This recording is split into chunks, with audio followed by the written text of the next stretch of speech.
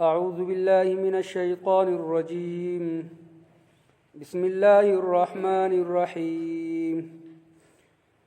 ضربت عليهم الذلة أينما ثقفوا إلا بحبل من الله وحبل من الناس وباءوا بغضب من الله وضربت عليهم المسكنة ذلك بأنهم كانوا يكفرون بآيات الله ويقتلون الأنبياء بغير حق ذلك بما عصوا وكانوا يعتدون. سورہ آل عمران آیت نمبر 112 رکوع نمبر 3. ضربت واچول شو علیہم فاغوی باندی الذلت ذلت اینما ثقفوا ارچرت چیاغوی بیا مندیشی الا بحبل مگر پا ذمواری کی من اللہ دا اللہ وحبل او پا ذمواری کی من الناس دا خلقو وباءوا او اختشول بغضب پا غضب کی من اللہ دا اللہ وضربت او واچول شو علیہم پاغوی باندی المسکنة محتاجی ذالک بانہم دا پدے وجہ چی بشک آغوی کانو یکفرون انکاری کولو بآیات اللہ دا اللہ دا آیاتنو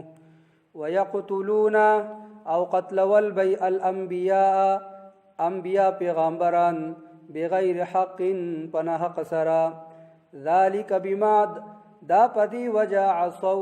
چنا فرمانہوں وکانو یعتدون او اغوی دا حدنا تیریدن کے.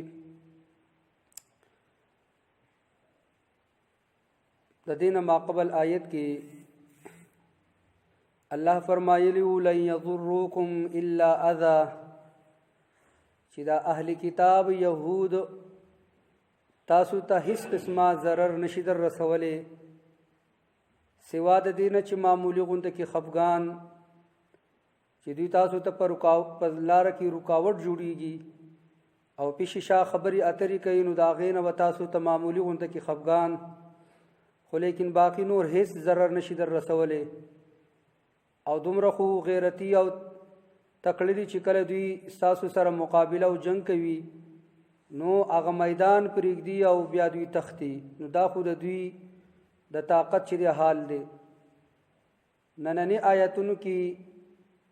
الله فرمایي چې ضربت علیهم الذلة اینما ثقفوا فدوی باندې الله رب ذوالجلال ذلت چې هغه واچولو پدې يهودو باندې الله چې دینو ذلت او رسوایی چې هغه واچولا اینما ثقفوا هر چرته چې دوی بیا مندل شي د دنیا په کم ګډ ګډ کې چې کمزي کې هم دا يهود په نظر باندې راځي نو دوی به د ذلت زندگی تیری دوی به د رسوایی زندگی چې هغه تیری نو اینما ثقفوا هر چرته کې چې بیا مندل شي دوی به د عزت زندگی بنئ دوی به د ذلت او د رسوایی زندگی وي. خو لیکن الله چې دینو یو دو شرطونه ولګول چې دوی به د ذلت د زندګۍ نه با په هغه دو صورتونو کې وزي چې پاغي کې یو صورت دادې الا بحبل من الله مگر په ذمہواری کې د الله یعنی د اهل کتاب او يهود دی خو به د ذلت زندگی تیری دی خو به د رسوایی زندگی تیری په دنیا په کم کمزی کې چې هم موجود دي خو کبیر فرض دی خپل ځان د الله په ذمہواری کې ورکی نو دی به بیا د ذلت زندگی نه تیری. مفسرین فرمایي د الله د ذمہواری نه څه مطلب نو یو تفسیر مفسرین دا کوي چې د الله د ذمہواری نه مطلب دا دی چې دوی ایمان راوړي دوی اسلام کې داخل شي نو چې کله دوی په اسلام کې داخل شي نو دوی به د عزت بیا زندگی تیری دوی به بیا په ذلت سره زندگی نه تیری. او یو تفسیر دا کوي مفسرین چې بحبل من الله نه مراد چې دا يهود په خپل عبادت خانو کې بس صرف ناسي وال تخپل عبادت کوي دوی د مسلمان ته تکلیف او ضرر نه ور رسي د مسلمان خلاف سازشونه نه کوي خو د دوی لپاره چې کم خپل عبادت خانې دي پاغي کې ناس او خپل رهبانیت کوي راهب چې وته ویل کېږي کم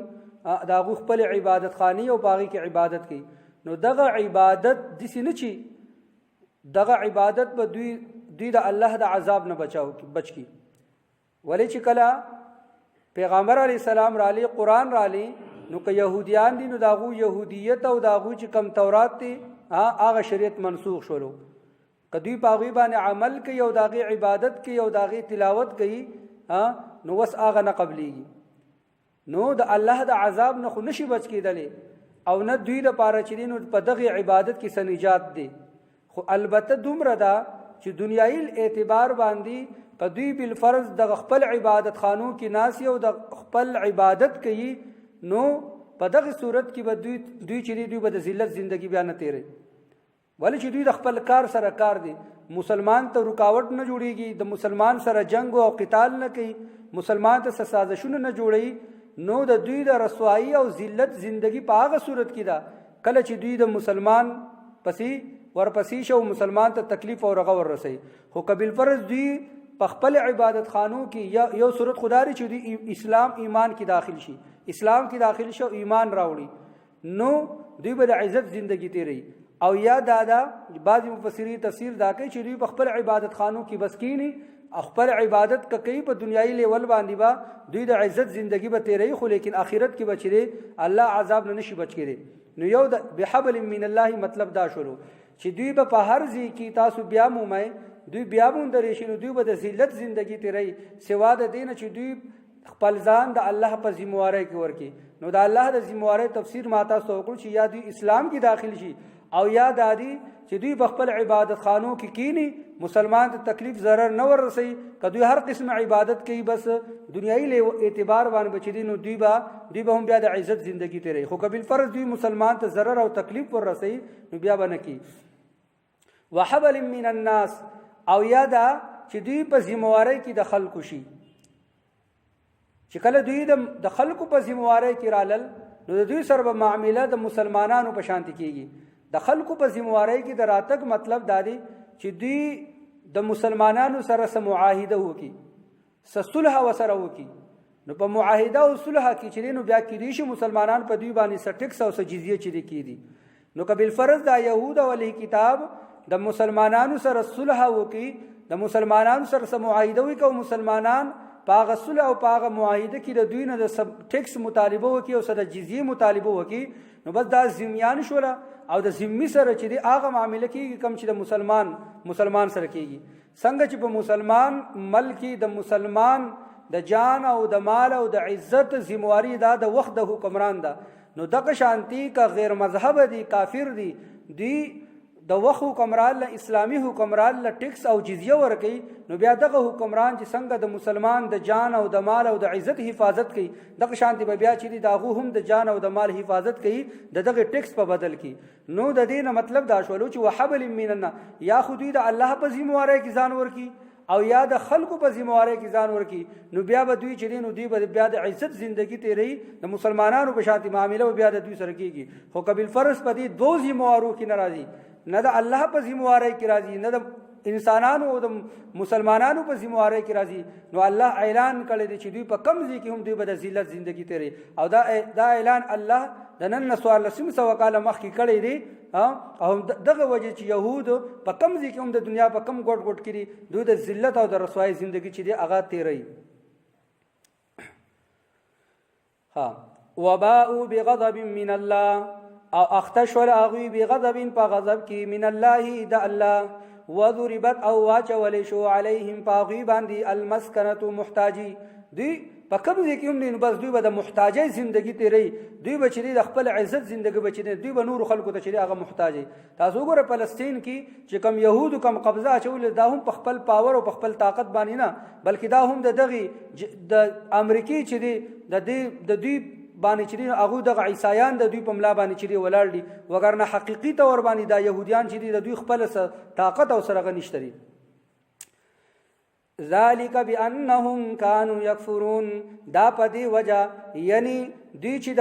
دوی چې د محتاجۍ او دغه شانتي په دوی باندې رسوایی او ذلت چې واچولو نو د دې وجه سوا د دې سبب څه جوړ شولو د دې سبب چې هغه دار چې کانو یکفرون بیاات الله چې دوی به انکار کولو د الله د آیاتونو ويقتلون الانبیاء او قتل ول بی پیغمبران انبیاء علیهم السلام بغیر حق پناه حق باندې د دې تفسیر مخکې مونږه کړو چې د يهودانو با انبیاء علیهم السلام قتل ول پناه حق باندې نو د یو نبی قتل کول دا خو اسیم پناه حق باندې دي نو الله ولی فرمایي چې بغیر حق نو الله زکه فرمایي چې دوی په خپل باندې هم دا غنل چاو دا مونږ نه حق کار کو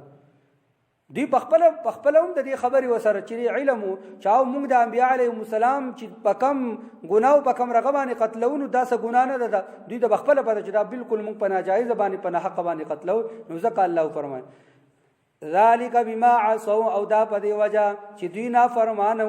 وکانو یعتدون او دوی د حد نه تیریدل نو دا یو څو اسباب دي چې یو کفر بی آیات الله دا الله د آیاتونو نه انکار ويقتلون الانبیاء انبیاء علیهم السلام قتلول او دغه شانت ذالک بما عصوا دوی د الله نافرمانه وکانو یعتدون او دوی چې دینو د حد نه تیریدونکي دا سلور اسباب چې دغه اسباب د وجنه الله تعالی چې دینو دوی د ذلت او د رسوایی سر چې هغه سر کړل په دنیا کې په کم ځای کې چې دینو دوی به د بیزتۍ ژوندۍ تیری دوی به د محتاجۍ چې هغه به ژوندۍ تیری نو دا اسباب چې پچا کې هم وي نو دغه سبب د وجنه چې الله رب ذوالجلال هغه خلق چې د ذلت او د رسوایی شکار کړو دغه شانتي په کم خلکو کې دا موجود چې د الله د آیاتونو انکار کوي دغه شانتي چې دی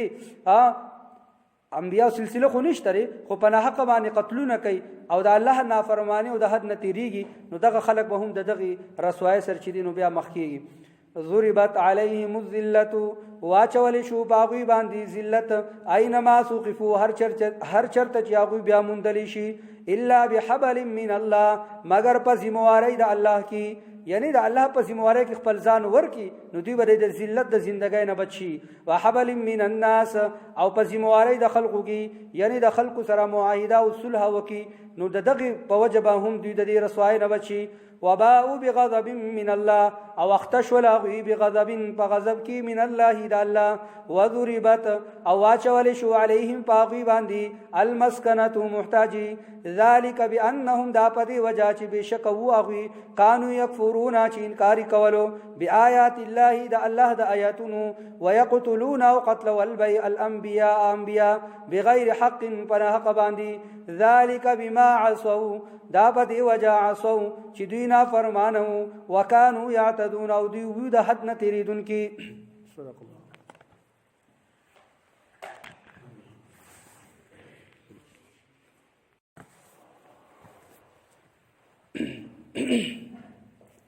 أعوذ بالله من الشيطان الرجيم بسم الله الرحمن الرحيم